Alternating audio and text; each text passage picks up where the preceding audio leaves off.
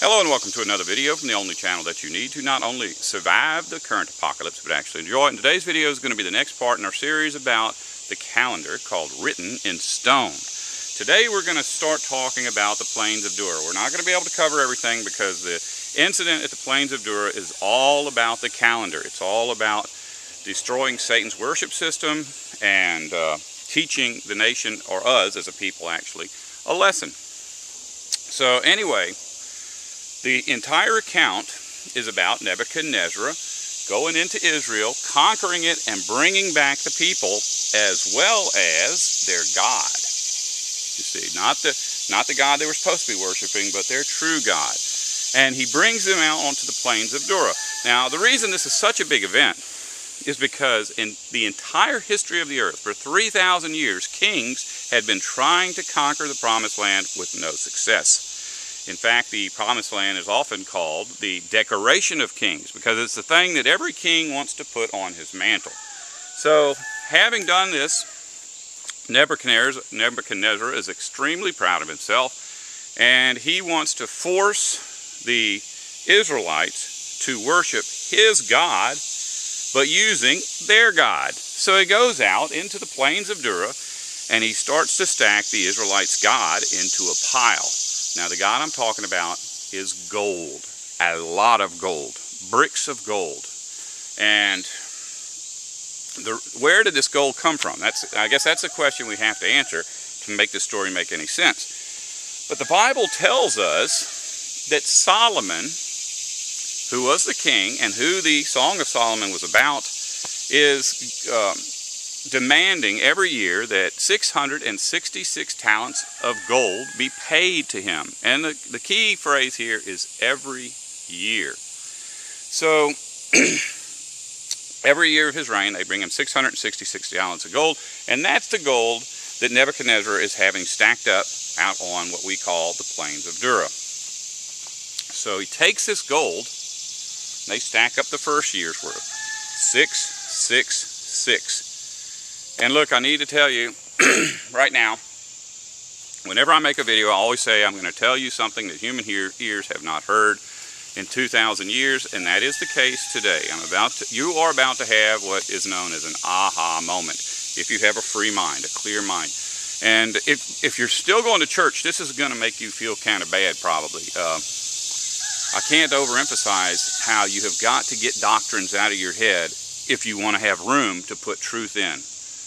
And so you may not understand this, you may not like this, but in any case, they bring out the first year's worth, 666 talents of gold, and yes, this 666 is related to our day. They bring the next trailer load out there, 666 talents. Next trailer, 666. Next trailer, 666. 666. What does that mean?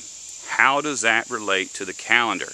Now, in our previous video, I told you that God changed the times and seasons, or the years and months. So he altered the speed of the earth and the moon so that the year would go from 360 days to 365 days. Because of that, nothing in the calendar ever worked again. But in that Song of Solomon, it ends with the expression that this moon goddess is going around this calendar. The sun god is going to meet her, and the moon god's human brother says, you cannot do this to our sister. That's part of the last bit of this poem. We are going to put up a wall. You are not going to get over that wall to touch our sister. It's all talking about the calendar. If you haven't seen part 1 and part 2 of this, or any of the previous videos, or even the ones that are coming, you got to watch them all. But it makes it seem like God didn't change the calendar, that people changed the calendar. So who's telling the truth? Am I telling the truth? People, what is the true story here?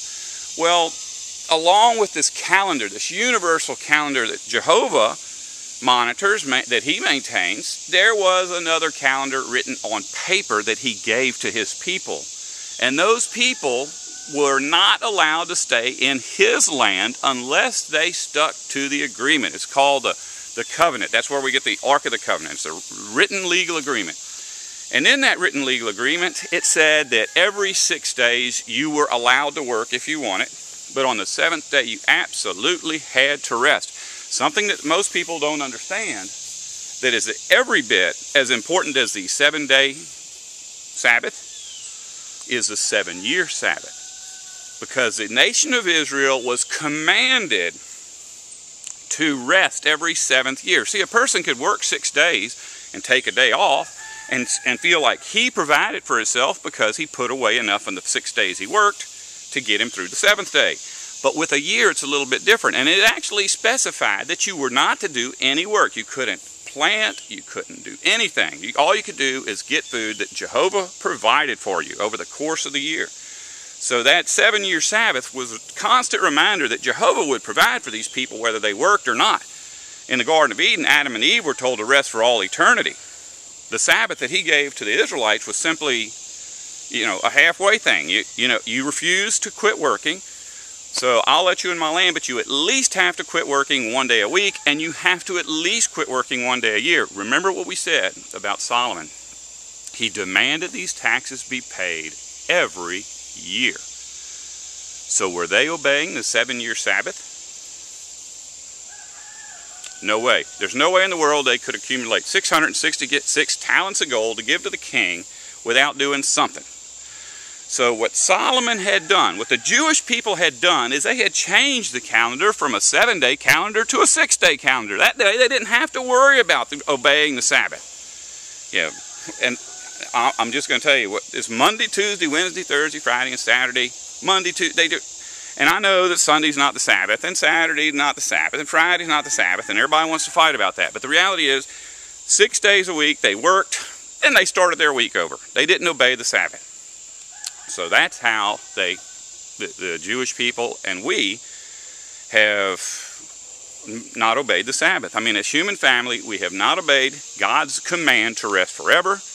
When he gave us an opportunity to just rest 1 day a week, to rest 1 year of every 7 years, we didn't obey that.